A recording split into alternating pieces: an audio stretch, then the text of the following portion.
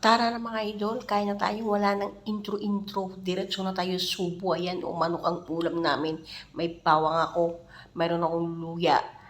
Meron pa akong sibuyas. Yung amo ko istorbo. Tinawag ako. Ha? O sige, kain na tayo mga idol. Nakuha ko na yung pinagkainan ni amo ko, sili. O may pakpak pa ako ng manok. Sausaw natin sa sauce. Sabay kagat. Sarap.